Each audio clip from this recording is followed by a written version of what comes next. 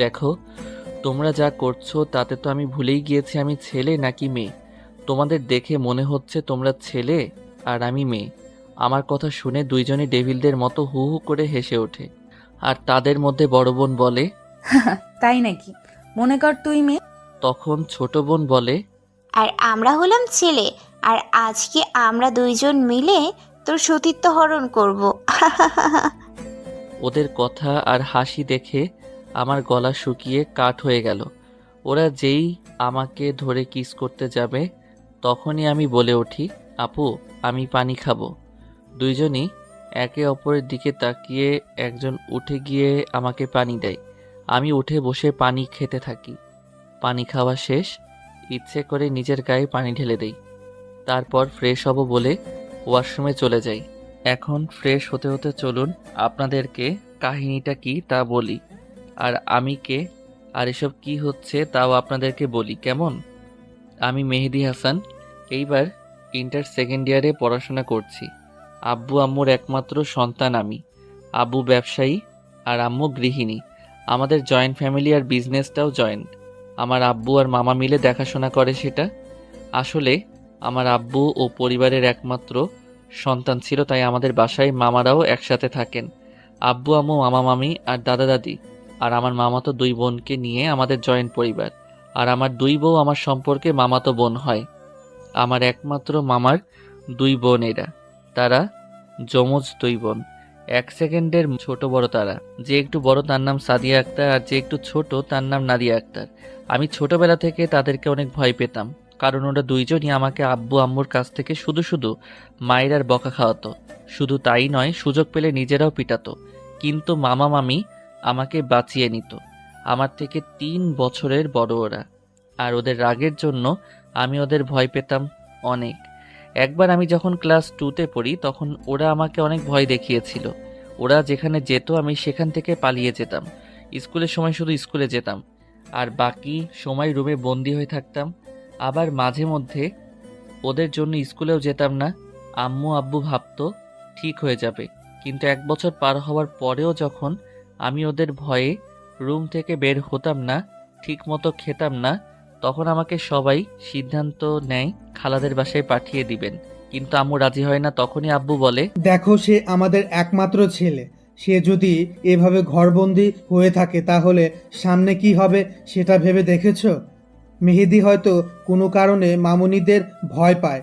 দেখো, পরে ঠিক হয়ে গেলে তাকে আবার এখানে নিয়ে আসা যাবে।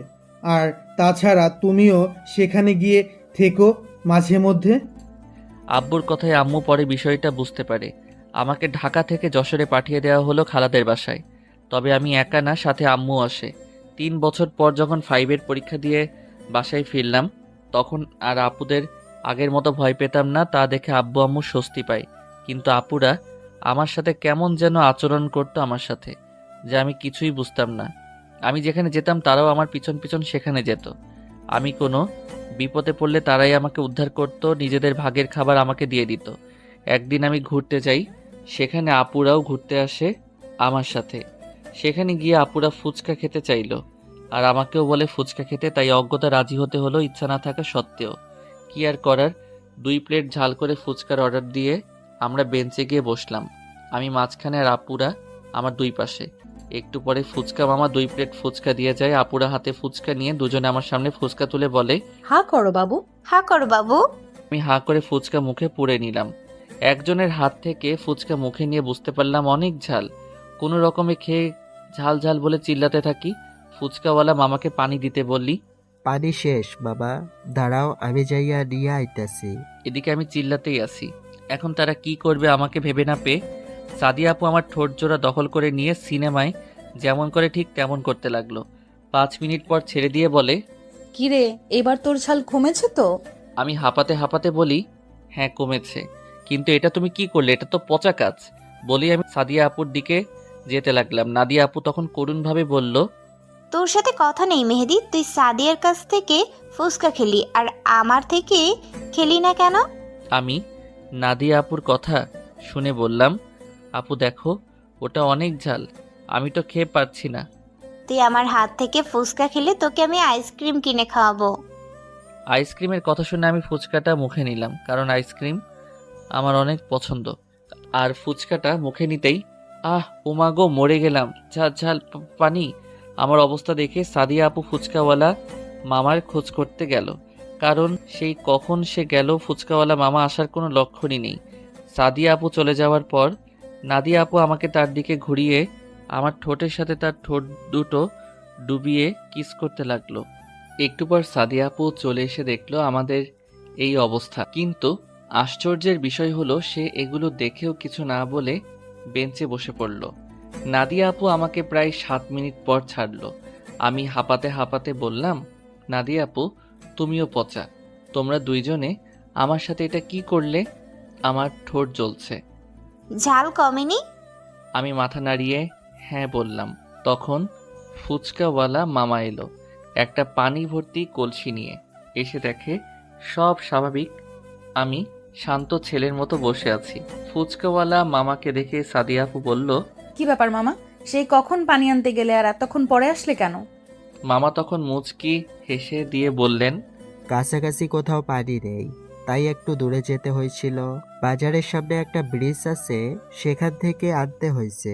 ও আচ্ছা, ওটা তো অনেক দূরে মামা। হ্যাঁ বাবা। আমরা আর কিছু না বলে ফুচকার টাকা দিয়ে সেখান থেকে চলে আসি। এরপর তারা দুইজনে আমার আইসক্রিম কিনে দেয়। আমি আইসক্রিম তাদের থেকে নিয়ে দূরে দূরে থাকছি। তারপর আইসক্রিম খেতে খেতে বাড়িতে আসি। এরপর থেকে আপুদের দেখলে আবার ভয় পালাতাম, মনে হয় এই বুঝি কিস করতে আসলো, আর কুটকুট করে ইঁদুরের মতো কামড়িয়ে যদি আমার ঠোঁটগুলো খেয়ে ফেলে তখন কি হবে আমার। এটা ভেবেই আমি আর তাদের সামনে যাই না। আম্মু আব্বু বুঝতে পেরে যায় যে আমি কোনো কারণে আবার আপুদেরকে ভয় পাচ্ছি, তাই বাড়ির সবাই আপুদের জিজ্ঞেস করে আমার সাথে তারা কি করেছে। জবাবে তারা বলে, তেমন কিছু না, আসলে একটা কুকুরের বাচ্চা ধরে ওর সামনে এনেছিলাম, তাই দেখে ও ভয় পেয়ে যায়। আসলে মেহেদি আইসক্রিম খেতে গিয়েছিল, আর ঠিক তখন কুকুরের বাচ্চা ওর সামনে ধরাতে ও ভয় পেয়ে যায়। কেউ ওদেরকে আর কিছু না বলে সবাই আমার কাছে চলে আসে।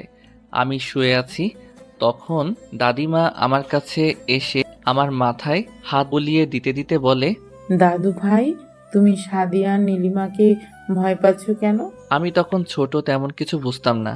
দাদিমার ভালোবাসার হাত আমার মাথায় পেয়ে আমি দাদিমার কোলে শুয়ে আমি দাদিমাকে ফুচকা খাওয়া থেকে শুরু করে কিস করা সব ঘটনা বলে দিলাম। সবাই আমার কাছ থেকে এমন কথা শুনে হা করে আছে। সবাই বেশ অবাক হয়ে গেছে, কেননা তাদের আদরের মেয়েগুলো তাদেরকে মিথ্যা কথা বলেছে। এত নিখুঁতভাবে তারা বলেছে যে কেউ ধরতেই পারেনি। দাদুভাই তো তাদের উপর ক্ষেপে গিয়েছে, তার চোখ মুখ তাই বলছে। কেউ কিছু না বলে সবাই বাহিরে চলে যায়। ড্রয়িং রুমে বসে তারা আলোচনা করলো। দাদিমা সাদিয়া আর নাদিয়াকে ডেকে আনলো। আপুরা ড্রয়িং রুমে প্রবেশ করলে দাদুভাই তাদের জিজ্ঞেস করে, মেহেদিকে কিস করছো কেন? আর আমাদেরকেই বা মিথ্যা কথা বললে কেন? তোমাদের এই শিক্ষা দিয়েছি আমরা। আপুরা কাউকে ভয় না পেলেও দাদুভাইকে অনেক ভয় পায়, তাই ভয়ে ভয়ে সাদিয়া আপু বলে, সরি দাদু ভাই, আসলে আমরা ভয় পেয়ে গিয়েছিলাম, তাই মিথ্যা বলেছি, আমাদের ক্ষমা করে দাও প্লিজ। তোমরা একজন না দুজনই একই কাজ কেন করলে? আমরা দুইজনই মেহেদিকে ভালোবেসে ফেলেছি দাদু ভাই। তোমরা এইটুকু মেয়ে ভালোবাসার কি বোঝো? আবেগের বশে এমন একটা কাজ করতে পারলে তোমরা কি করে? দাদু ভাই, আমাদের ভালোবাসা আবেগ না, আমরা সত্যি মেহেদিকে অনেক ভালোবাসি। ওকে আমরা না পেলে আমরা দুইজনের একজনও বাঁচবো না। তোমরা কি বলছো তা ভেবে বলছো তো? হ্যাঁ দাদু ভাই, আমরা ভেবে চিন্তেই বলছি। বেশ, তোমরা যখন ডিগ্রি 3য় বর্ষে থাকবে তখনও যদি মেহেদিকে তোমরা চাও তাহলে তখনই মেহেদির সাথে তোমাদের বিয়ে হবে। তোমাকে অসংখ্য ধন্যবাদ দাদু ভাই। তোমরা দুজনে পরে মানিয়ে নিতে পারবে তো? হ্যাঁ দাদু ভাই, আমরা মানিয়ে নিতে পারবো। ঠিক আছে, আমার আর কিছু বলার নেই, তবে তোমাদের কিছু বলার আছে? না বাবা, আমাদের আর কিছু বলার নেই, আপনার সিদ্ধান্তই আমাদের সিদ্ধান্ত। ঠিক আছে, তবে ততদিন ও মেহুর খালার বাসায় থাকবে। কেউ আর কিছু বলল না, কারণ দাদুভাইকে বাড়ির সবাই অনেক সম্মান করে, তাই তার সকল সিদ্ধান্তই সবাই মেনে চলে। আমাকে আবার খালাদের বাড়িতে পাঠানো হলো। আমি সেখানেই লেখাপড়া করতে লাগলাম। আমার সমবয়সী খালাতো ভাই ছিল একটা, তাই ভালোই সময় কাটতো আমার। তবে আপুদের কিস করার কথা এই হারামির সাথে শেয়ার করার পর থেকে ওই হারামি আমাকে ব্ল্যাকমেল করত, তাই আমি ওর উপরে রাগ করেছিলাম কিছুদিন পর থেকে আবার তার সাথে কথা বলতাম। কী বা করার থাকতো আমার, কারণ এখানে আমার এই একটাই জানের জান দোস্ত ছাড়া আর কেউ নেই। খালা খালু কখনোই আমাকে আব্বু আম্মুর অভাব বুঝতে দেয়নি। এখানে আমি তাদের আরেক সন্তান হয়ে আছি। খালাতো ভাইয়ের সাথে দুষ্টামি ফাইজলামি আর পড়াশোনা করে দিনগুলো ভালোই যাচ্ছিল, সাথে খালার আদর আর খালুর শাসন দেখতে দেখতে স্কুল জীবন শেষ হয়ে গেল আমার। এসএসসি পরীক্ষায় গোল্ডেন এ+ পেয়েছি আমি। খালাদের বাড়িতে তো অনেক দিন কাটালাম, তাই সিদ্ধান্ত নিলাম বাকি পড়াশোনা বাড়িতে গিয়েই শেষ করব। কেউ আর না করলো না, কারণ এখন আমি অনেক বড় হয়ে গিয়েছি, নিজের ভালো মন্দ বুঝতে শিখেছি। তাই বাড়িতে চলে আসলাম। বাড়িতে এসে আব্বুকে নিয়ে ভর্তি হয়ে আসলাম আমাদের বাড়ির সবচেয়ে কাছের কলেজে। এরপর আবার বাড়িতে চলে আসলাম। বাড়িতে এসেই ডাকিনীদের সামনে পড়লাম, মানে আপুদের সামনে। কিন্তু আমি কাউকে চিনতে পারিনি। প্রথমে একজনকে দেখেছিলাম সেই জন্য, পরে আরেকজনকে দেখে চিনতে পারলাম। আপুরা অনেক সুন্দরী হয়েছে আগের চেয়েও, তাই নাই চাইতেও ক্রাশ খেলাম। আজকে আমি প্রথম কলেজে যাচ্ছি, নতুন কলেজ, কেমন যেন লাগছে। আনন্দ, ভয়, টেনশন সব মিলিয়ে একটা মিশ্রিত অনুভূতি হচ্ছে আমার মধ্যে। আমি যে কলেজে ভর্তি হয়েছি সেই কলেজে আপুরাও পড়াশোনা করে, কিন্তু সেটা আমি জানতাম না। প্রথম দিন কলেজে গিয়েই আমি তো অবাক হয়ে গিয়েছি, কারণ আপুরা একটা ছেলেকে ধরে উত্তম মধ্যম কেলাচ্ছে। ছেলেটার নাক মুখ দিয়ে রক্ত বের হচ্ছে, তবুও তাদের একটুও দয়া মায়া হচ্ছে না। আমার মায়া হচ্ছে ছেলেটার প্রতি, আবার ভয়ও করছে আপুদের দিকে তাকিয়ে। জানের ভয় কান্না করে বলেন তো, আমারও আছে, তবুও শেষ রক্ষা যদি করতে পারি। তাই আমি তাদেরকে দূর থেকে ডাক দিলাম, আপু, ও আপু, তোমরা ওখানে কি করো? আমার ডাক শুনে আমার দিকে তাকিয়ে আমাকে দেখে হাত থেকে লাঠি ফেলে দিয়ে ভদ্র মেয়ের মতো দাঁড়িয়ে একটা মুচকি হাসি দিল দুজনেই। আমি বিষয়টা বুঝতে পারলাম না, ওরা আমাকে দেখে লাঠি ফেলে দিয়ে এভাবে ভদ্র হয়ে গেল কি কারণে। আমি এসব ভাবতেছি, ঠিক তখনই সাদিয়া বলে উঠল, কি রে মেহেদি, তুই এখানে কি করছিস?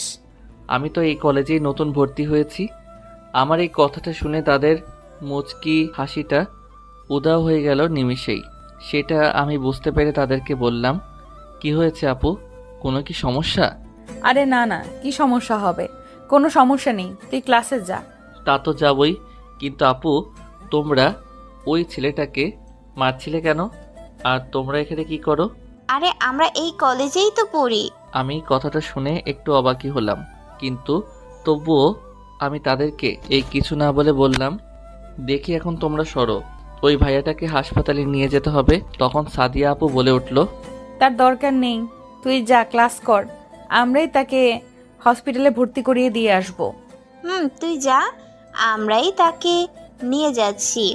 আমি আপুদের কথাই বিশ্বাস করতে পারছিলাম না, তাই আমি তাদের সাথে থাকতে চাইলাম। তারা আর কথা বাড়ালো না। ছেলেটাকে হাসপাতালে ভর্তি করিয়ে আমরা বাসায় চলে আসলাম। অনেক বেলা হয়েছে, তাই আজকে আর ক্লাস করতে পারলাম না। আমাদের একসাথে তিনজনকে দেখে আম্মু এসে বলল, কি রে, কি হয়েছে তোদের? কারো কি কিছু হয়েছে নাকি? কথাটা বলেই আমার গায়ে টাচ করে তাপমাত্রা পরীক্ষা করছে। তখনই আমি আম্মুকে বললাম, আম্মু, তুমি কোনো চিন্তা করো না, আসলে দুইটা লেডি গুন্ডা রাস্তায় একটা ছেলেকে মেরে রক্তাক্ত করে ফেলেছিল, তাই তাকে হাসপাতালে ভর্তি করিয়ে দিয়ে দেখলাম অনেক লেট হয়ে গিয়েছে, তাই তিনজনে বাসায় চলে আসলাম। কিন্তু ওরা তো অনেক আগেই কলেজে গিয়েছিল, ওদের কোথায় পেলি? আপুরা আইসক্রিম খেতে আইসক্রিমের দোকানে এসেছিল, আর ওই দোকানের সামনে ছেলেটাকে পিটিয়েছিল। আর আমিও আইসক্রিম খেতে ওই দোকানে যাওয়ার সময় আপুদের সাথে আমার দেখা হয়ে যায়। ও আচ্ছা, যা ফ্রেশ হয়ে খেতে আয়। আচ্ছা আম্মু। আম্মু যেতেই আমরা হাফ ছেড়ে বাঁচলাম। এরপর পরের দিন কলেজে গিয়ে কয়েকজন বন্ধু পেয়ে গেলাম। কারণটা হলো আপুরাই। আমার বন্ধু যারা হয়েছে তারা অকারণেই আপুদের ভয় পায়। কাল আপুরা আমাকে দেখে ছেলেটাকে মারেনি, আর সেটা দেখেই আমার সাথে এরা বন্ধুত্ব করেছে। তাদের থেকে জানতে পারি আমার আপুরা এই কলেজের গুন্ডি, সাথে এই কলেজের মধ্যে টপ সেরা সুন্দরী। শুধু এই কলেজের না, আশেপাশের কলেজের মধ্যে এরা দুইজনই সবচেয়ে বেশি সুন্দরী, তাই অহংকারও আছে অনেক, আবার তেমনই আছে পাওয়ার। সেজন্য সামনে এসে কেউ উঁচু গলায় কথা বললেও তাকে পিটিয়ে হাসপাতালে ভর্তি করে দেয়। আর কালকের ছেলেটা সাদিয়া আপুকে প্রপোজ করেছিল, তাই ওকে পিটিয়েছিল। পুচকুবর, এই পুচকুবর। পুচকুবর, এই পুচকুবর। হঠাৎ এমন অদ্ভুত নাম শুনে পিছনে তাকিয়ে দেখি আমার দুই গুণধর আপু কলেজ ক্যাম্পাসের অপর প্রান্তে দাঁড়িয়ে আমায় ডাকছে। ওরকম অদ্ভুত নামে কেউ কাউকে ডাকে নাকি? কেউ বুঝতে না পেরে তাকিয়ে আছে। তখনই নাদিয়া ওখান থেকে বলে উঠল, এই মেহেদি, পুচকুবর জানে মানামার, আমাদের কাছে আসো না একবার। কথাটা শুনে আমার মুখ লজ্জায় লাল হয়ে গেল। কাশতে কাশতে আমার অবস্থা খুব খারাপ, চোখ মুখ লাল হয়ে গিয়েছে, সাথে চোখ দিয়ে পানি পড়ছে টপ টপ করে। তবুও আমার কাশি থামছে না। আমার এমন অবস্থা দেখে অপর প্রান্ত থেকে আপুরা দৌড়ে এসে একজন আমার মাথায় হাত বুলিয়ে দিচ্ছে, আরেকজন আমাকে আস্তে আস্তে করে পানি খাওয়াচ্ছে। দুইজনের এমন কাণ্ড দেখে আমার বন্ধুরা হা করে তাকিয়ে আছে। এই গুন্ডি মেয়েরা এমন শান্ত হয়ে আমার সেবা করছে, তাও ওরা কেউ বিশ্বাস করতে পারছে না। তারপর থেকে শুরু হলো আপুদের টর্চার। কোনো মেয়ের দিকে তাকানো যাবে না, আর যদি ভুল করে কোনো মেয়ের দিকে তাকিয়েই ফেলি তাহলে সেই মেয়েটাকে আর পরের দিন থেকে কলেজে দেখা যায় না। কোনো মেয়ের সাথে কথা বলে তাকে পরের দিন পাওয়া যায় হাসপাতালে। তাই কোনো আমার সাথে ভয়ে কথা বলে না, কারণ সবারই মরার ভয় আছে। তাই আরও বেশি আমাকে সব মেয়েরা এড়িয়ে চলে। আমাকে মেয়েরা দেখলেই কম করে হলেও 100 হাত দূরে থাকে। একদিন কলেজে একটা মেয়ে আসে, দেখতে বেশ সুন্দরী, তবে আপুদের মতো এত সুন্দরী না, তবে কমও না কোনো দিক থেকে। মেয়েটি হলো আমাদের কলেজের প্রিন্সিপালের মেয়ে। ওই মেয়ে নাকি আবার ভীষণ রাগী, স্বয়ং প্রিন্সিপাল স্যারও নাকি তার মেয়েকে দেখে ভয় পায়। বলা ভালো, এই কলেজের প্রতিষ্ঠাতাদের মধ্যে আমার আব্বু ও মামার সাথে প্রিন্সিপাল স্যারের ভাগও আছে, তবে প্রিন্সিপাল স্যারের বেশি না, 20%-এর মতো। আমি সেই কলেজে এসে বন্ধুদের সাথে বসতেই অনেক বলে, মামা, আজকে কলেজে একটা সুন্দরী মেয়ে এসেছে। কিরে গুঁতো দিস কেন? আগে শোন তো পুরো কথা। তখন পিছন থেকে একটা মেয়ে বলে ওঠে, খুব সুন্দর তাই না? সুন্দরীর কাতারে পড়ে একদম, তাই না? একদম সেরা সুন্দরীর কাতারই পড়বে, দেখলেই চোখ জুড়ে যাবে, যে দেখবে তারই। কিন্তু সেরা সুন্দরী বলে কথা, তবে রাগ অনেক বেশি। কিরে মেহেদি, তুই বারবার মাথা যাকে নানা করছিস কেন? ও আচ্ছা, তাই বুঝি। তার রাগটাও কি সেরা সুন্দরীদের মতোই নাকি? একদম রাগটাও সেরা সুন্দরীদের মতোই। কিন্তু তোমরা আপু, তোমরা এখানে? আমি তো মেহেদির সাথে মজা করে এমনি বলছিলাম। তাই না? Shut up rascal. এখানে বসে বসে তুই মেহেদের মাথায় তুই এসব ঢুকাচ্ছিস? আপুদের দেখে আমি অনেক আগেই ভয়ে শেষ। অনেককে অনেক বোঝানোর চেষ্টা করেছি, কিন্তু সে বুঝলো না। এখন নে ঠেলা সামলা। কিন্তু আপুদের এমন গর্জনে আমরা সবাই ভয়ে একে অপরের হাত ধরে দিলাম। সেখান থেকে ভো দৌড়, একদম এক দৌড়ে বাসায় এসে পৌঁছেছি। সাথে বন্ধুরাও আছে। সবাই মিলে অনেককে উত্তম মধ্যম আদর দিয়ে বললাম, শালা, যখন যেটা বলা শুরু করি সেটা শেষ না করা পর্যন্ত থামতে পারিস না। কোথায় কে বসে বা দাঁড়িয়ে আছে সেটা দেখতে পারিস না। অনেক কাঁদো কাঁদো করে বলল, আরে কত মারবি আমাকে? আমার ভুল হয়ে গেছে, ক্ষমা করে দে প্লিজ। এরপর আমরা অনেককে ছেড়ে দিয়ে যে যার মতো বাসায় চলে আসি। বাসায় এসে রুমে চলে যাই। রুমে এসে ফ্রেশ হয়ে দেখি দাদিমা বিছানায় বসে আছে। আমি দাদিমার কাছে এসে দাদিমার কোলে শুয়ে পড়ি। কি হয়েছে আমার ছোট্ট বরটা? আমি দাদিমাকে জড়িয়ে ধরে বললাম, দাদিমা, আপুরা আমার সাথে এমন করে কেন? আমার কোনো মেয়ে বন্ধুর সাথে আমাকে তারা কথা বলতে দেয় না। তারা এমন কেন দাদিমা? দাদিমা কিছুক্ষণ চুপ থেকে বলে, দেখো, তুমি তো এখনো ছোট, তাই তারা চায় না তুমি কোনো ভুল পথে চলে যাও, আর সেই জন্য তোমাকে কোনো মেয়ের সাথে মিশতে দিচ্ছে না, বুঝলে? তা ঠিক আছে, কিন্তু তারা আমাকে পুচকু বর বলে কেন ডাকে সবার সামনে? দাদিমা কি বলবে ভেবে পায় না। পিছন থেকে দাদুভাই বলে, কিরে, তুই আমার বউয়ের কোলে শুয়ে আছিস কেন? আমি আরো ভালো করে শুয়ে দাদিমাকে জড়িয়ে ধরে বলি, তোমার একার বউ নাকি? এটা তো আমারও বউ। কেন সেটা তুমি জানো না নাকি?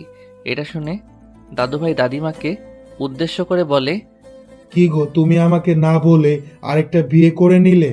তখন দাদিমাকে কিছু বলতে না দিয়ে আমি বলে উঠি, আরে দাদুভাই, বিয়ে করেছি তো কি হয়েছে, এখনো তো বাসর করিনি। এখন তোমার পারমিশন নিয়ে ভাবছি বাসরটাও সেরে ফেলবো।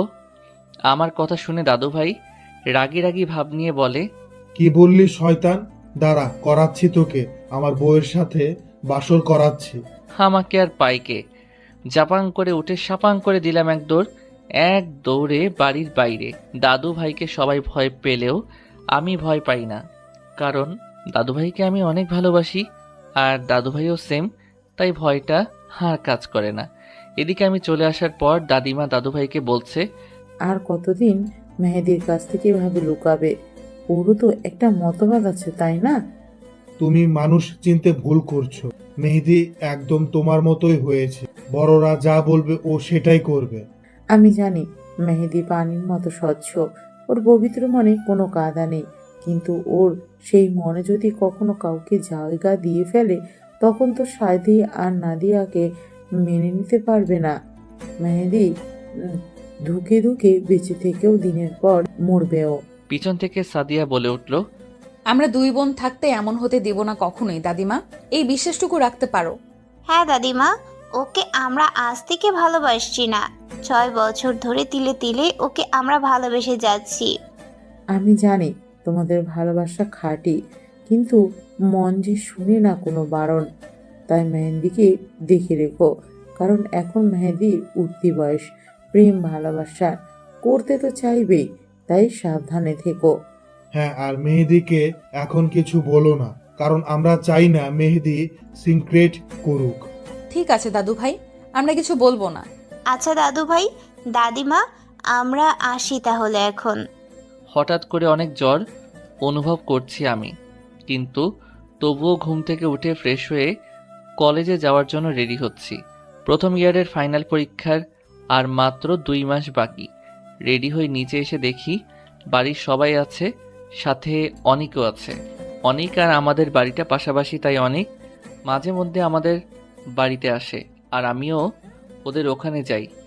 নিচে এসে খেতে বসি সবার সাথে, কিন্তু খাবার মুখে দিতেই পেটের ভিতরে কেমন যেন মোচড় দিয়ে সব বেরিয়ে আসতে চাইছে, তাই মুখ চেপে বেসিংয়ে এসে সব বের করে দিলাম। পেটে কিছু নেই বলে তেমন কিছু বের হয়নি।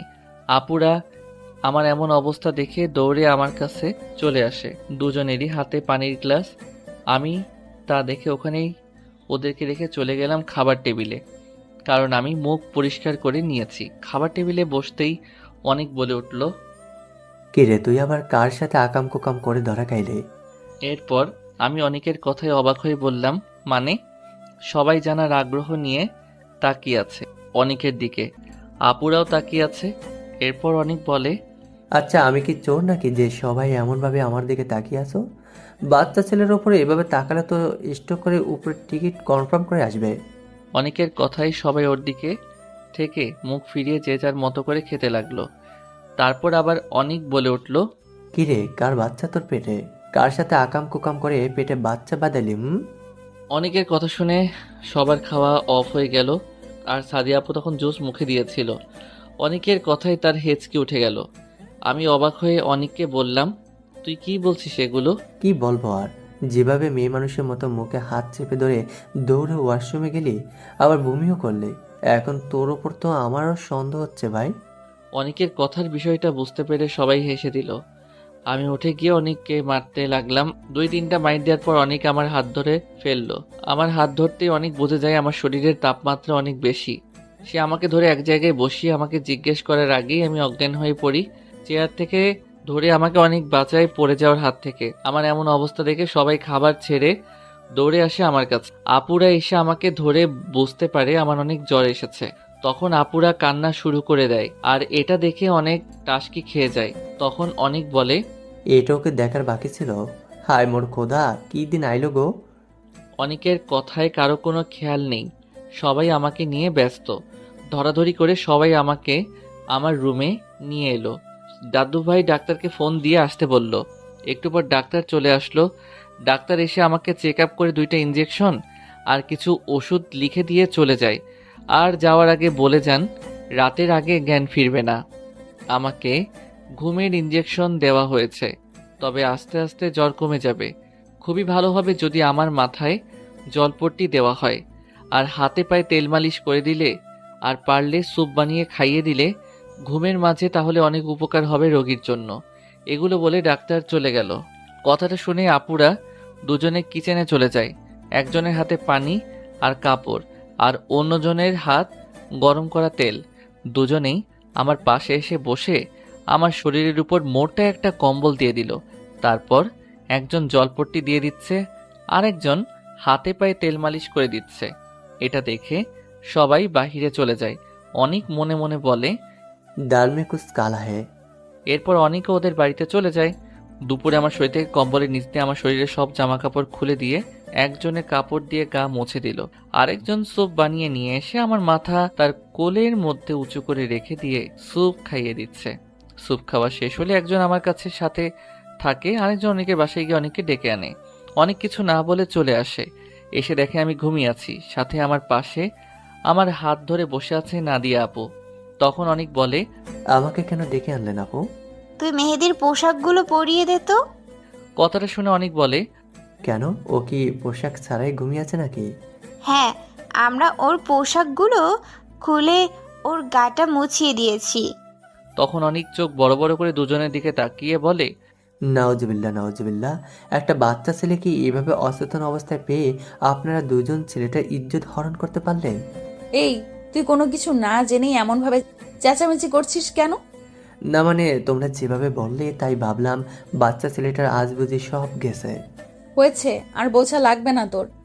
আমরা বাইরে যাচ্ছি, তুই মেহেদিকে পোশাকগুলো পরিয়ে দে। বলেই আলমারি থেকে একটা টি শার্ট আর একটা ট্রাউজার বের করে দিয়ে তারা চলে গেল বাহিরে। অনেক আর কি সে তার মতো কাজ করা শুরু করে দিল। কম্বলটা সরিয়ে আমার দিকে তাকিয়ে হেসে দিল, আর মনে মনে বলল, মাইয়া মানুষ না দেখি বোঝে বেশি। কারণ আমার পরনে তখনও একটা মিনি প্যান্ট পরানো ছিল, যা আপুরা জানে না। জ্বরের ইঞ্জেকশনের সাথে ঘুমের ইঞ্জেকশন ছিল বিধায় এক ঘুমে রাত 10টা বাজলো। রাত 10টার পর আমার ঘুম ভাঙলো।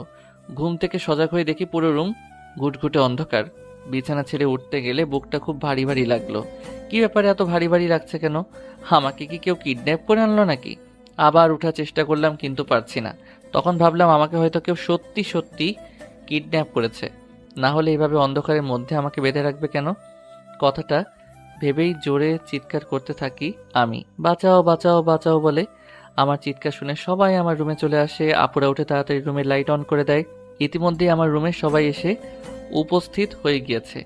আমি তা দেখে পুরাই অবাক হয়ে গিয়েছি। আমি তার মানে নিজের রুমেই ছিলাম, তাহলে আমি তখন বিছানা থেকে উঠতে পারলাম না কেন?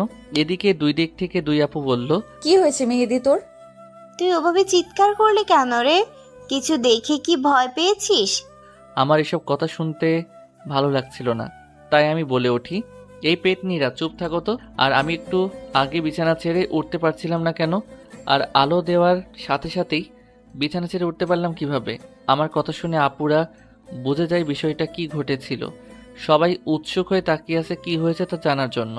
তখন সাদিয়া আপু বলে, আসলে জেগে থাকতে থাকতে কখন যে ঘুমিয়ে পড়েছিলাম মনে নেই আমাদের। এরপর নাদিয়া আপু বলে, হ্যাঁ, ঘুমের ঘোরে হয়তো আমরা মেহেদির উপরে শুয়ে পড়েছিলাম, কিন্তু বিশ্বাস করো আমরা ইচ্ছাকৃতভাবে এমনটা করিনি। কিভাবে ঘুমিয়ে গিয়েছি আমরা নিজেরাই জানি না। বিষয়টা সবাই বুঝে যায়। তখন আম্মু বলে, আচ্ছা বুঝেছি, এগুলো বাদ দিয়ে মেহেদিকে কিছু খাবার খাইয়ে ঔষধ খাওয়া। ঠিক আছে। বলেই সাদিয়া আপু চলে গেল কিচেনে। আমি কিছু না বুঝে সবাইকে বললাম, আমি তো কিছু বুঝিনি, কেউ আমাকে কিছু বোঝাও। তুই অসুস্থ মেহেদি, তাই এত কথা বলিস না। আমি তো ঠিকঠাকই আছি। তা তো থাকবেই, যেভাবে সাদিয়া আর নাদিয়া সারাদিন ধরে তোর সেবা যত্ন করেছে।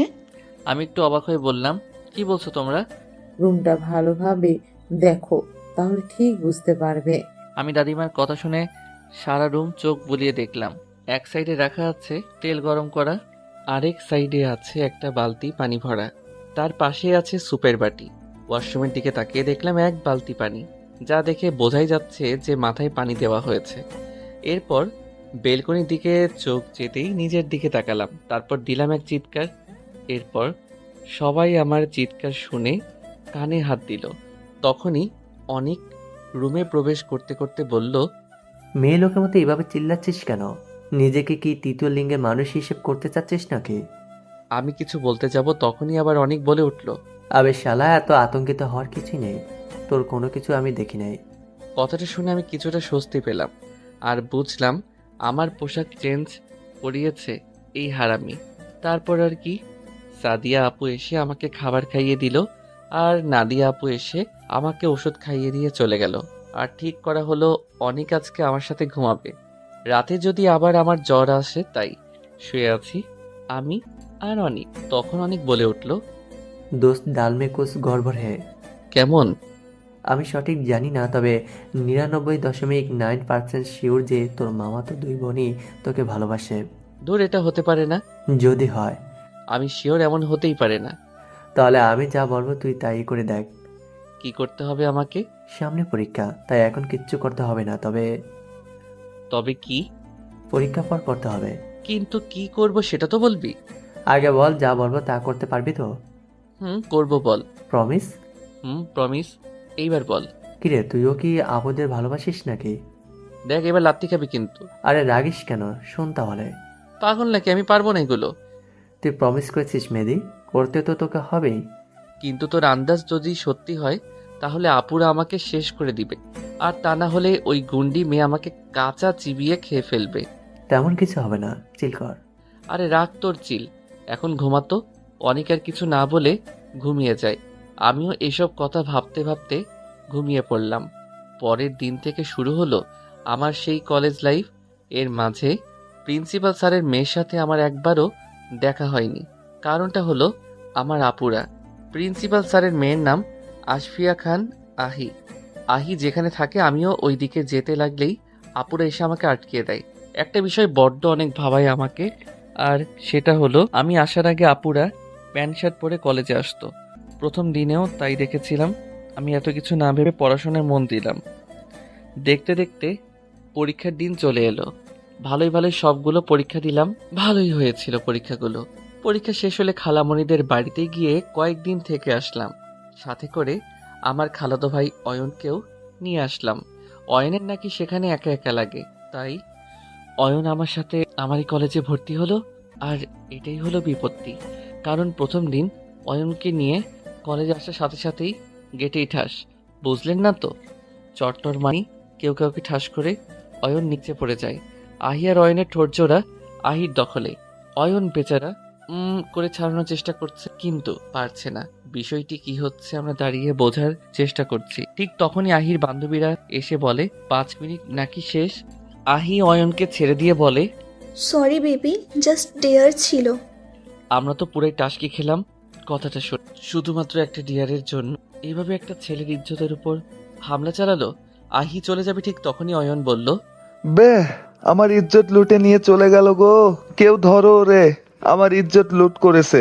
এই মেয়েকে আমি জেলের বাট খাওয়ামু। কথাটা শুনে আহি অয়নের কাছে এসে অয়নকে বলে, এভাবে কান্না করে নিজেকে গে প্রমাণ করতে চাচ্ছিস নাকি? চারিদিকে সবাই দেখছে। একটা কিসের জন্য ছেলে হয়ে কান্না করাটা মানায় না।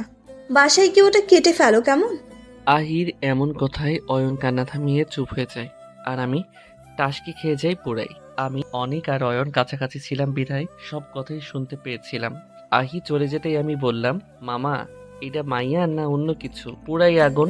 তখন পিছন থেকে আমার কান টেনে পেতনি বলে ওঠে, পুরাই আগুন তাই না? ওদের এখানে এখন কোনোভাবে আশা করিনি, তাই ভয়ে ভয়ে বললাম, আপু আসলে তুমি যা ভাবছো তেমন কিছু না। পাশ থেকে আরেক পেতনি আমার আরেক কান টেনে ধরে বলে, কি ভাবছিস? আর কিনা ক্লাসে না গিয়ে এসব করে বেরাচ্ছিস? দুই পেতনির একই কাহিনী। অয়ন এদিক থেকে আপুদের বলে উঠল, আমার ইজ্জতটা লুটে নিয়ে চলে গেল। তাহলে আগুন নয় তো কি হবে? আর আমি তো কিছুই করলাম না, সব তো ওই মায়াটাই করলো। অয়নের কথায় আপুরা আমার কানটা ছেড়ে দিল। আমি কান ছাড়া পেয়ে 2 হাতে 2 কান নাড়াতে লাগলাম। এরপর আমি বললাম, আজকে আমি নিরীহ অবলা ছেলে বলে মারলে তো? আচ্ছা ঠিক আছে, বাড়িতে গিয়ে আমি আমার বউ আর সতীনের কাছে বিচার দিব। আমার কথা শুনে আপুরা দুজনে আমার দিকে কেমন করে যেন তাকালো। তারপর বলল, বউ তো দাদিমা। হ্যাঁ। তাহলে সতীনটাকে? দাদু ভাই। এই কথা শুনে তারা আমার দিকে সরু দৃষ্টিতে তাকিয়ে থাকলো কিছুক্ষণ, কিন্তু কিছু বলল না। আমি কান নেড়ে যাচ্ছি, এখনো অনেক ব্যথা করছে। অনেক জোরেই ধরেছিল মনে হয়, রেগেছিল হয়তো অনেক, কিন্তু আমি রাগার মতো কি এমন কাজ করেছি? এদিকে আপুরা অয়নের কাছ থেকে সবটা শুনে হেসে দেয়। জীবনে প্রথম আমি আপুদের হাসতে দেখলাম। হাসলেও আপুদের সেই রকম লাগে, মনে হয় একই মেয়ে ডাবল পার্ট। চলাচল, পছন্দ, খাওয়া, মারামারি, ঝগড়া, হাসি, কান্না সব একই রকম। শুধু দুইটি শরীর, এইটুকুই পার্থক্য এদের মাঝে খুঁজে পাই আমি। আচমকা এক ভয়ানক কাজ করে ফেলি আমি। ওদের গালের মধ্যে যে টোল আছে, সেই টোলের গর্তে আমার দুই হাতে 2 আঙুল দিয়ে স্পর্শ করি, আর সাথে সাথেই ওদের হাসি বন্ধ হয়ে গেল। আমি যে এমন কিছু একটা করব তা আমি নিজেও কল্পনা করতে পারিনি। আপুদের দিকে তাকিয়ে দেখি দুজনেই লজ্জাবতী গাছের ন্যায় নুয়ে আছে। আমরা তো পুরাই হা, এটাই দেখার বাকি ছিল। আমরা তো ভাবলাম আমার গালে 2টা চড় পড়বে, কিন্তু এটা কি হলো? কেন কি জানি, দুজন দুই গালে চুমু দিল। কি কপাল রে ভাই তোর। আব্বে শালা চুপ কর। ওই ভাবলাম চড় থাপ্পড় দিবে, কিন্তু চুমু দিল 2টা। দুইজনে কেন? আমার মতো ঠোঁটে পড়েনি তো। তুই জানিস না? ওহো, আমি তো ভুলে গিয়েছিলাম। সরি জান। এই 1 মিনিট, তোদের মধ্যে গে কোনটা? গে মানে কি? গে মানে হলো গে। গে না হলে একটা ছেলে আরেকটা ছেলেকে জান বলে নাকি? হারামি, তোকে তো আজ বলেই আমি আর অয়ন মিলে অনেককে তাড়া করতে লাগলাম। এরপর কিন্তু ধরতে পারলাম না অনেককে। হাঁপিয়ে গিয়ে আমি আর অয়ন বটগাছটার নিচে বসলাম। একটু পরে অনেকও চলে আসলো, আর ওকে হাতের কাছে পেতেই পিটানি শুরু। আজকে প্রথম ক্লাসে স্যার আসতে পারিনি কোনো একটা কাজে, তাই আমরা বসে আছি। একটু পর অনেক আমাকে বলল, কি রে, মনে আছে তো? কি মনে থাকবে? সারা ভুলে গেলি পরীক্ষা করার কথা? ও কিন্তু ভাই, আমার না ভয় করছে অনেক। তুই দেখলি না সামান্য আগুন বলাতে কিভাবে আমার কান দুটোকে কি সুন্দর করে যত্ন সহকারে আদর করলো। ওটা দেখলে তো আমাকে 100 হাত মাটির নিচে পুঁতে রাখবে। আরে তোরা কি নিয়ে আলোচনা করছিস? আমাকেও একটু বল। আমি অয়নকে সবটা খুলে বললাম। সব শুনে অয়ন বলল, ভালোই তো আন্দাজ ঠিক হলো। একটার সাথে আরেকটা ফ্রিতে পাবি। কি কপাল মাইরি! তোর কপালের সাথে আই আমার কপালটা ঘষে নেই। বলেই অয়ন আমার কপালের সাথে ওর কপাল ঘষাতে আসতেই দিলাম এক লাথি। ও মা গো, মইরা গেলাম রে বাবা। শালা হারামি, দেখে শুনে লাথি মারবি তো। যেই জায়গায় লাথি দিলি, আমার যদি বাচ্চা না হয় তাহলে সব দোষ তোর। দেখ আরেকটা খাবি কিন্তু। হারামি, আমি ওখানে মারছি নাকি? ও, এখনো মরিসনি বুঝি? তাহলে ঠিক আছে। আমার আর অয়নের কাণ্ড দেখে অনেক মাথায় হাত দিয়ে বসে আছে। কপাল চাপড়াতে চাপড়াতে বলল, ভাই আসলে তোরা কোন জাতের প্রাণী? কেন, উগান্ডা? কি রে, তুই কি সত্যি সত্যি উগান্ডা থেকে এসেছিস নাকি? কি জানি, তুই তো ছোটবেলা থেকে আমাকে বলে আসছিস আমি নাকি উগান্ডা থেকে এসেছি, তাই এটাই বলে দিলাম। কি রে ভাই, তোর নিজের জাতটা কি তুই সেটাই জানিস না? না রে, আব্বুর কাছ থেকেও শোনা হয় নাই। এইবার গিয়ে শুনে আসবো নে যে কোন জাতের বীজ থেকে এসেছি। দেশি আর হাইব্রিড মিক্সেস করে দিয়েছিল মনে হয়, না হলে এরকম দেখতে হয় না তো। কি? চিল্লাস কেন? অয়ন তো ঠিক কথাই বলছে। ভাই আমাকে মাফ কর, আমি আর কোনো কথাই বলবো না। কেন বলবি না? এমনিতেই। আচ্ছা বাদ দে, ওই যে দেখ ফুলওয়ালা মামা তাজা তাজা ফুল নিয়ে আমাদের দিকে আসছে আমাদের জন্য। গেটের বাইরে তাকিয়ে দেখি সত্যি ভ্যান ভর্তি অনেক ফুল নিয়ে ফুলওয়ালা মামা দাঁড়িয়ে আছে। অনেক দৌড়ে গিয়ে সেখান থেকে একগুচ্ছ গোলাপ ফুল এনে আমাকে দিল। আপুরা আর আহি একই ক্লাসে পড়ে, কিন্তু ডিপার্টমেন্ট আলাদা। আহি আগে হোস্টেলে থাকতো, কিন্তু স্যার অসুস্থ হওয়ার পর এখানে চলে এসেছে। আপুরা ক্লাস থেকে বের হওয়ার আগেই আহি ক্লাস থেকে বের হয়ে গেল। আমি আহিকে পেছন থেকে ডাক দিলাম, এই যে আহি। আমাকে বলছো? জি হ্যাঁ, এখানে তুমি ছাড়া আর কেউ আছে নাকি? ও না, তা তো নেই। তোমাকে কিছু বলার ছিল। আহির গরনে প্যান্ট আর শার্ট। আহি প্যান্টের পকেটে হাত রেখে স্টাইল করে দাঁড়িয়ে বলল, হ্যাঁ বলো, কি বলবা? আগে বলো রাগ করবে না বা মারবে না। তেমন কিছু হলে তো অবশ্যই রাগ করবো এবং পেটাবো। তাহলে থাক, আর বলবো না। আচ্ছা ঠিক আছে, বলো কি বলবা। আগে আই প্রমিস আমি রাগ করব না। আহি কথাটা শেষ করা মাত্র আমি ওর সামনে বসে ফুলের তোড়াটা হাতসহ পিছন থেকে সামনে ধরে বললাম, আমার ফুটবল আর ক্রিকেট দলের আম্মু হবা। আহি কিছু বলবে তার আগে একটা বোম ফাটলো। আপু লাগছে, প্লিজ ছাড়ো। ছাড়ার জন্য ধরেছি নাকি কুত্তা? তুই কোন সাহসে এই মেয়েকে প্রপোজ করলি বল? আপু লাগছে, প্লিজ ছাড়ো বলে আমাকে টেনে হিস্টে বাসায় নিয়ে আসলো। দাদু ভাই, ও দাদু ভাই। দাদিমা গো, তাড়াতাড়ি এসো তোমরা। আমাদের যে কপাল পুরো পুড়ে গিয়েছে। আর কোথায় লুকিয়ে আছো তোমরা? আম্মু, আব্বু, বড় মা, বড় আব্বু, দাদু ভাই, দাদিমা, তোমরা সবাই কোথায় গেলে? আরে কি হয়েছে, এভাবে চিল্লাচিল্লি শুরু করে দিলি কেন? সাদিয়া আর নাদিয়া আপু আম্মুকে দেখে কান্না শুরু করে দিল। তখন দাদিমা বের হয়ে এসে আমাকে দেখে। এ কি দাদু ভাই, কি হয়েছে তোর? আর এই তোরা কান্না থামা আর বল, আমার ছোট্ট বড়টার এই অবস্থা কে করলো? তখন সাদিয়া আপু বলা শুরু করলো, আমরা ক্লাস হতে বের হয়ে দেখি মেহেদি প্রিন্সিপালের মেয়ে আহিকে প্রপোজ করেছে, কিন্তু কি বলেছে তা বুঝিনি। আমরা একটু সামনে যেতেই শুনতে পাই মেহেদি বলে, আমার ক্রিকেট আর ফুটবল দলের আম্মু হবে।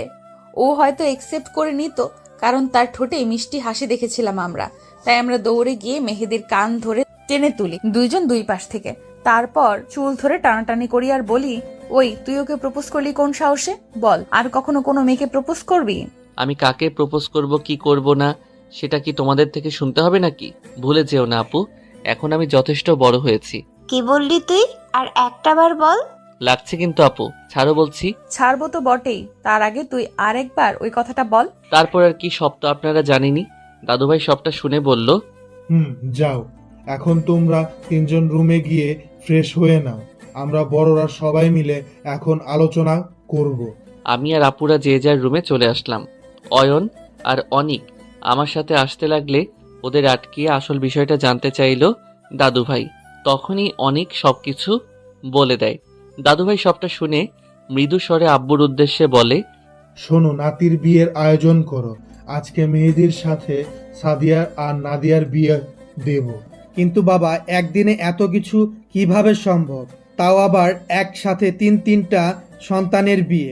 একটু ঝাঁকঝমক না করলে লোকে কি বলবে? তখনই সেখানে প্রিন্সিপাল স্যার, তার বউ ও আহি উপস্থিত হয়।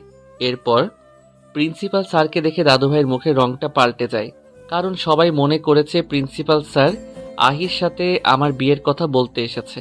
কিন্তু সবাইকে অবাক করে দিয়ে প্রিন্সিপাল স্যার অয়নের সাথে আহির বিয়ের কথা বলে। এতে সবাই অনেক খুশি হয়। অনেক দৌড়ে গিয়ে অনেকের আব্বু আম্মুকে পাঠিয়ে দেয়। অনেকের আব্বু আম্মুকে সবাই দেখে খুব অবাক হয়। তারপর অনেকের আম্মু যা বলে তাতে সবাই অবাক হয়ে যায়। ও হ্যাঁ, আপনাদের একটা কথা বলা হয়নি, তার জন্য আমি দুঃখিত। আমি সেটা এখন বলছি। আমার একটা মাত্র ফুপি আছে এবং তার একটা মেয়ে আছে। সে আমার সমবয়সী, নাম রিয়া। রিয়া আর অনেক রিলেশন হয় আমি এখানে আসার 2 মাস পর। সেই সময় রিয়া আর ফুপি আমাদের এখানে ঘুরতে এসেছিল। তারপর অনেকের সাথে রিয়ার কথা হয়, এরপর বন্ধুত্ব, আর বন্ধুত্ব থেকে ভালোবাসা। ফুপা ফুপিকে ফোন করে তাদের মতামত নিয়ে বিয়ে ঠিক করে দাদুভাই। 1 মাস পর বিয়ের ডেট ঠিক হলো। এই 1 মাসে আমি আপুদের থেকে দূরে দূরে থেকেছি, শপিংয়ে গিয়েও দূরে দূরে লুকিয়ে থেকেছি। আর আমাকে সাহায্য করেছে আহি আপু আর রিয়া। আপুরা সবটা জেনে খুশি হলেও আমাকে একটা শিক্ষা দিতে চায়, আর সেটা বিয়ের রাতে বাসর ঘরে দিবে। তাই আর আমাকে এখন জ্বালাচ্ছে না। আজকে বিয়ের দিন, আমি অনিক আর অয়ন বরের সাজে, আর ওদিকে সাদিয়া, নাদিয়া, আহি আর রিয়া কনের সাজে। একসাথে যমজ মামাতো 2 বোনকে বিয়ে করলাম আমি। বিয়ের সময় আহি আর রিয়া কান্না করলেও আপুদের মুখে ছিল চমৎকার হাসি, যে হাসিটা মুক্ত ঝরে চিকচিক করছে। আর সেই মুক্ত ঝরা হাসির চিকচিক আলোয় আলোকিত হয়ে আপুদের বিশ্ব সুন্দরীদের মতো লাগছে। আহি আর রিয়ার আবদারে একটা পুরো রিসোর্ট বুকিং করে, আর আলাদা 3টা রুম খুব সুন্দর করে সাজানো হয়। আমি বাসর ঘরে না গিয়ে অন্য একটা রুমের খাটের নিচে গিয়ে লুকিয়ে আছি। আপুরা আমাকে অনেক খুঁজেও পাচ্ছে না। শেষমেশ অয়ন, অনেক, আহিয়া, রিয়া সবাইকে বলে আমাকে খোঁজা শুরু করে। সবাই সব রুমে খুঁজছে, কিন্তু আমাকে কেউ খুঁজে পাচ্ছে না। লাস্ট একটা রুম খোঁজা বাকি আছে, তাও সেটা মাঝখানে। সবাই সেই রুমে আসতে চাইলে আপুরা সবাইকে বাসর করতে পাঠিয়ে দেয়, কারণ তারা অনেকটা কষ্ট করেছে, এতে অনেকটা সময় নষ্ট হয়েছে। তাই ওরা চলে যায় ওদের রুমে। আপুরা এদিকে ওদিকে তাকিয়ে 2টা লাঠি পায়, সেটা হাতে নিয়ে দুজনে রুমে প্রবেশ করে। আলো জ্বালিয়েও আমাকে কোথাও খুঁজে পাচ্ছে না। আমি নেই ভেবে চলে যেতে গেলে কি মনে করে দুজনে এসে খাটের নিচে উকি দেয় আর আমাকে দেখতে পায়। আমার এই অবস্থা দেখে তাদের অনেক হাসি পাচ্ছে, কিন্তু তারা না হেসে আমার পায়ে ধরে টেনে আমাকে খাটের নিচ থেকে বাহিরে বের করে তো তারা পুরাই অবাক হয়ে যায়, কারণ আমি তখন ঘুমিয়ে গিয়েছিলাম। পরে ভালো করে দেখে বোঝা যায় আমি নাটক করছি। তখন দুজনে লাঠি দিয়ে 2টা বাড়ি দিল। আমি চিৎকার করে উঠি, তবে খুব একটা জোরে লাগেনি। আমার চিৎকার শুনে আপুরা ভয় পেয়ে যায়। আমার কাছে আপুরা আসতে চাইলে তখনই আমি দৌড় দিতে চাইলাম, কিন্তু দুজনে 2 হাত দিয়ে টান দিয়ে ধরে আমাকে দেয়ালের সাথে চেপে ধরে। আমার বুকটা কেমন যেন ধুকপুক করছে। অদ্ভুত এক অনুভূতি হচ্ছে, যা ভীষণ সুন্দর মনে হচ্ছে আমার কাছে। তারপর আর কি, শার্টের কলার ধরে আমাকে নিয়ে আসলো বাসর ঘরে। এরপর কি হয়েছে বাকিটা তো আপনারাই সব জানেন। হঠাৎ ওয়াশরুমের দরজায় বিকট শব্দ হওয়ায় আমি কেঁপে উঠি। হাত ঘড়ির দিকে তাকিয়ে দেখি রাত 2টা বাজে। আমি তো ওয়াশরুমে 12:45-এ এসেছিলাম, তাই এত হাই পাওয়ার হয়ে গিয়েছে রমণীরা। দেখলেনই তো, আপনাদেরকে ঘটনাটা বলতে গিয়ে আমার উপরে পেটনি 2টা খেপে গিয়েছে। এখন কি করব আপনারাই একটা উপায় বলে দিন জানা থাকলে। আমি এসব ভাবতে ভাবতে আবার দরজায় ধাক্কা। মেহেদি দরজা খোল, দরজা ভেঙে ফেলবো কিন্তু। আমি ভয়ে ভয়ে দরজাটা খুলে দিলাম, আর দরজা খুলেই তো আমি অবাক, কারণ দুজনে বিয়ের শাড়ি বাদ দিয়ে নীল সিল্কের শাড়ি পরেছে। আমার হাতে একটা নীল পাঞ্জাবি আর পায়জামা দিয়ে 10 মিনিটের মধ্যে আসতে বলল। আমি ওয়াশরুম থেকে রেডি হয়ে বাইরে এসে দেখি রুমটা আগের থেকেও আরো সুন্দর করে সাজানো হয়েছে। পুরো রুমটা জুড়ে নীল আর আকাশি রং। এই রং আমার খুবই প্রিয়। আমি সামনে যেতেই গোলাপ ফুলের গুচ্ছ নিয়ে দুজনে আমার সামনে হাঁটু গেড়ে বসে পড়ল। আমাকে তোমার ফুটবল দলের আম্মু বানাবে? আর আমাকে তোমার ক্রিকেট দলের আম্মু বানাবে? আমি দুজনের হাত থেকে ফুলের গুচ্ছ নিয়ে সেটার ঘ্রাণ শুকে এরপর টেবিলে রেখে দিলাম। এরপর পকেট থেকে দাদিমার দেওয়া চুড়িগুলো বের করে 2 বউয়ের হাতে পরিয়ে দিলাম, আর দাদুর দেওয়া 2টি আংটি বের করে ওদেরকে পরিয়ে দিয়ে নিচে বসলাম। পায়ে হাত দিতে যাব, তখন ওরা দুজন পা উপরে তুলে না করলো। পরে আমার সাথে না পেরে পা সামনে বাড়িয়ে দিল। দুজনের পায়ে নীল পাথরের একটা করে পায়েল পরিয়ে দিয়ে দুজনের পায়ে একটা করে কিস করলাম। দুজনেই শিউরে উঠলো। এরপর আমরা 3 জনের নামাজ পড়ে নিলাম। আমাদের ভবিষ্যৎ যেন সুখের হয় সেজন্য দোয়া করলাম। নামাজ পড়া শেষ করে উঠতেই দুজনে আমাকে নিয়ে বিছানায় শুয়ে আমাকে কিস করতে লাগলো। আমার সারা শরীর কেমন কেমন যেন শিউরে উঠলো। ওদের ছোট ছোট কিসে আমি যেন বারবার ঘায়েল হয়ে যাচ্ছিলাম। সহ্য করতে না পেরে আমি আপুদের বললাম, আপু আমার না খুব ক্ষুধা পেয়েছে। আমার কথা শুনে দুজনে উঠে বসে। এরপর সবকিছু ঠিকঠাক করে নেয়। তারপর একে অপরকে দেখে মুচকি হাসি দিল। এরপর দুজনে 2 পাশ থেকে 2 গ্লাস দুধ বের করে আমাকে খেতে বলল। আমি দুটো গ্লাসের অর্ধেক করে খেয়ে বাকিটা ওদেরকে খেতে বললাম। ওরাও খেয়ে নিল কিছু না বলে। তারপর আবার শুরু হলো আমার উপর ওদের অত্যাচার। একজন গলায় কিস করলে আরেকজন করে বুকে, একজন পেটে কিস করলে তো আরেকজন করে নাভিতে, একজন ঠোঁট জোড়া দখল করলে তো আরেকজন আমার পুরো শরীর ঘায়েল করে দেয় কিস করতে করতে। কেমন দম বন্ধ করা এক অনুভূতি। ইস, আমার সহ্য হচ্ছে না একদম। কেমন যেন সারা শরীরে কারেন্টের মতো একটু পরপর ঝাটকা খাচ্ছি। আমি আর সইতে না পেরে আপুদের বললাম, আপু ও আপু, আমি না হিসু করতে যাব। আমার কথা শুনে ওরা দুজনে কাঁদো কাঁদো হয়ে আমার দিকে তাকিয়ে থাকে। আমার তা দেখে অনেক খারাপ লাগে। ওরা কিছু না বলে উঠে সরে যায়। আমিও ওয়াশরুমে চলে যাই। কিছুক্ষণ পর এসে দেখি আপুরা শুয়ে পড়েছে। এক সাইডে মাঝে একটা কোলবালিশ রেখে অপর পাশে জায়গা রাখা হয়েছে। বুঝলাম ওরা অনেক কষ্ট পেয়েছে, কিন্তু আমিও তো ওদের ভালোবাসি। প্রথমবার ওরা যখন বাসায় আসে সেই তখন থেকেই কি আর করার, বউদের রাগালে রাগ ভাঙাতে হবে। আমি ওদের কাছে গিয়ে দুজনের কোমরে হাত দিয়ে স্লাইড করতে থাকি। আমার হাত সরাতে চাইলে উপরে উঠে নাভির কাছে স্লাইড করতে থাকি। ওরা আর বাধা দিতে পারলো না। আমি একজনের গলায় মুখ ডুবিয়ে কিস করতে থাকি, আর আরেকজন আমার সারা শরীরে কিস করতে থাকলো। একজনকে কিস করে ভরিয়ে দিতে থাকলাম, আর আরেকজনকে স্লাইড করে পাগল করে দিলাম। তারপর চলে যাই এক অজানা সুখের ভেলায়, যাকে বলা হয় জান্নাতি সুখ, প্রেমময় সুখ। সকালবেলা উঠে দেখি আমার বউগুলো আমার আগে উঠে গিয়েছে। একজন আয়নার সামনে সাজুগুজু করছে আর অন্যজন শাওয়ার নিচ্ছে। আমি সেটা দেখে আয়নার সামনে গিয়ে ওর পিছন থেকে জড়িয়ে ধরে ওর গলায় মুখ ডুবিয়ে দিলাম।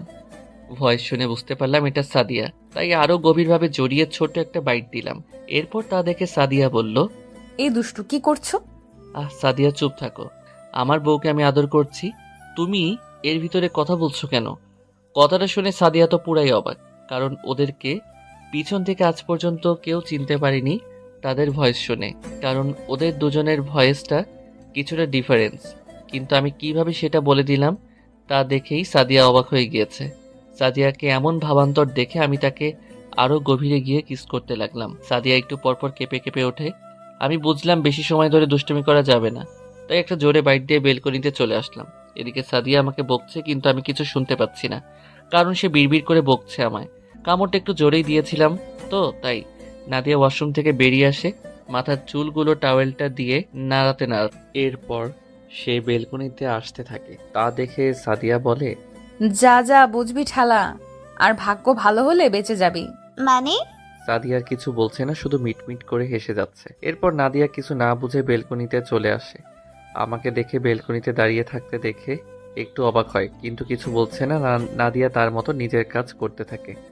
আমি নাদিয়ার দিকে তাকিয়ে দেখি নাদিয়াকে অনেক গর্জিয়াস লাগছে। আমি এক পা করে ওর দিকে এগিয়ে এসে পিছন দিক থেকে জড়িয়ে ধরে গলায় মুখ ডুবিয়ে কিস করতে থাকলাম আর পেটে স্লাইড করতে থাকি।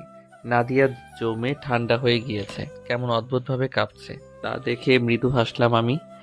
নাদিয়া এখন বুঝতে পেরেছে সাদিয়া তখন ওকে কেন ও কথা বলেছিল আর কেনই বা হেসেছিল। আমি আরো গভীরভাবে জড়িয়ে নাদিয়াকে কিস করতে থাকলাম। এরপর নাদিয়া বলে উঠল, প্লিজ মেহেদি ছাড়ো। ছাড়বো বলে তো ধরিনি নাদিয়া। নাদিয়াও বেশ অবাক হয়ে গিয়েছে। আমি এই সুযোগে ওকে আরো গভীরে কিস করতে লাগলাম।